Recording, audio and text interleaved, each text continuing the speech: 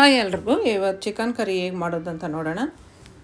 ಅದಕ್ಕೆ ಏನೇನು ಇಂಗ್ರೀಡಿಯೆಂಟ್ಸ್ ಬೇಕಂತ ನಾನು ಹೇಳ್ತೀನಿ ನೋಡ್ಕೊಳ್ಳಿ. ಇವಾಗ ಸ್ಟವ್ ಮೇಲೆ ಒಂದು ಬಾಣಲಿ ಇಟ್ಟು ಸ್ವಲ್ಪ ಎಣ್ಣೆ ಹಾಕ್ಕೊಳ್ಳಿ. ಎಣ್ಣೆ ಕಾದ್ಮೇಲೆ ಈರುಳ್ಳಿ ಹಾಕ್ಕೊಳ್ಳೋಣ. ಹಾಗೆ ಹಸಿಮೆಣ್ಸಿನ್ಕಾಯಿ ಕೂಡ ಹಾಕ್ಕೊಳ್ಳಿ. ಒಂದು 2-3 ಹಸಿಮೆಣ್ಸಿನ್ಕಾಯಿ ಹಾಕ್ಕೊಳ್ಳಿ. ಅದು ಫ್ರೈ ಆದಮೇಲೆ ಶುಂಠಿ ಬೆಳ್ಳುಳ್ಳಿ ಪೇಸ್ಟ್ ಹಾಕ್ಕೊಳ್ಳೋಣ.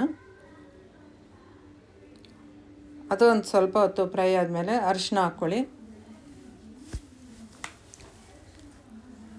ಅದೊಂದು ಸ್ವಲ್ಪ ಹೊತ್ತು ಫ್ರೈ ಆದಮೇಲೆ ಇವಾಗ ಚಿಕನ್ 1.5 kg ತೊಳೆದು ಇಟ್ಟಿದ್ದೀನಿ, ಅದು ಹಾಕ್ಕೊತಾ ಇದ್ದೀನಿ.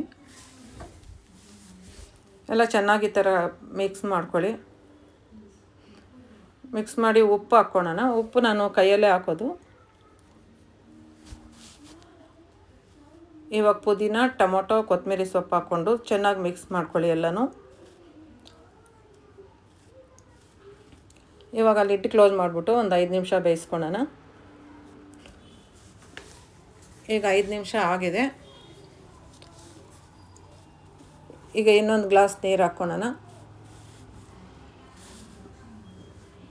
ಅದು ಬೇಯ್ತಾ ಇರಲಿ. ಇವಾಗ ಒಂದು ಮಿಕ್ಸರ್ ಜಾರಲ್ಲಿ ಇವಾಗ ಗೋಡಂಬಿ ಹಾಕ್ಕೊಳ್ಳೋಣ. ಒಂದು 7-8 ಗೋಡಂಬಿ ಹಾಕ್ಕೊಳ್ಳಿ. ಒಣಕೊಬ್ಬರಿ ಹಾಕ್ಕೊಳ್ಳಿ. ಎರಡನ್ನೂ ಒಂದು ಮಿಕ್ಸರ್ ಜಾರಲ್ಲಿ ಹಾಕ್ಕೊಂಡು ಪೇಸ್ಟ್ ಮಾಡ್ಕೊಂಬರೋಣ. ಒಂದು ಸ್ವಲ್ಪ ನೀರು ಹಾಕ್ಕೊಳ್ಳಿ. ಈಗ ಪೇಸ್ಟ್ ಆಗಿದೆ. ಇವಾಗ ಚಿಕನ್ಗೆ ಖಾರದ ಪುಡಿ, ನಿಮ್ಮ ಖಾರಕ್ಕೆ ಎಷ್ಟು ಬೇಕೋ ಅಷ್ಟು ಖಾರದ ಪುಡಿ ಹಾಕ್ಕೊಳ್ಳಿ. 1.5 ಸ್ಪೂನ್ ಧನಿಯಾ ಪುಡಿ, ಅರ್ಧ ಸ್ಪೂನ್ ಗರಂ ಮಸಾಲ ಹಾಕಿ ಮಿಕ್ಸ್ ಮಾಡ್ಕೊಳ್ಳಿ ಎಲ್ಲ. ಇವಾಗ ನಾವು ರುಬ್ಕೊಂಡಿದ್ವಲ್ಲ ಪೇಸ್ಟ್ ಕೂಡ ಹಾಕ್ಕೊಳ್ಳೋಣ. ಈಗ ಪೇಸ್ಟ್ ಹಾಕಿ ಮಿಕ್ಸಿ ಜಾರ್ ತೊಳೆದ್ಬಿಟ್ಟು ನೀರು ಸ್ವಲ್ಪ ಹಾಕ್ಕೊಳ್ಳಿ. ನಿಮ್ಗೆ ಎಷ್ಟು ನೀರು ಬೇಕೋ ಅಷ್ಟು ಹಾಕ್ಕೊಳ್ಳಿ. ಎಲ್ಲ ಚೆನ್ನಾಗಿ ಮಿಕ್ಸ್ ಮಾಡಿ.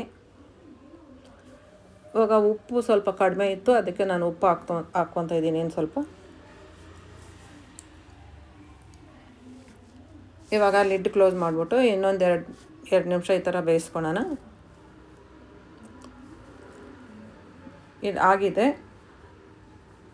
ತುಂಬ ಚೆನ್ನಾಗಿರುತ್ತೆ. ಮುದ್ದೆಗೆ, ಚಪಾತಿ, ದೋಸೆ, ಪೂರಿಗೆ ಯಾವುದಕ್ಕನ್ನ ತುಂಬ ಚೆನ್ನಾಗಿರುತ್ತೆ. ಒಂದು ಸತಿ ಟ್ರೈ ಮಾಡಿ ನೋಡಿ ಇದೇ ಥರ. ಹೇಗಿದೆ ಅಂತ ನನಗೆ ಕಮೆಂಟ್ ಮಾಡಿ.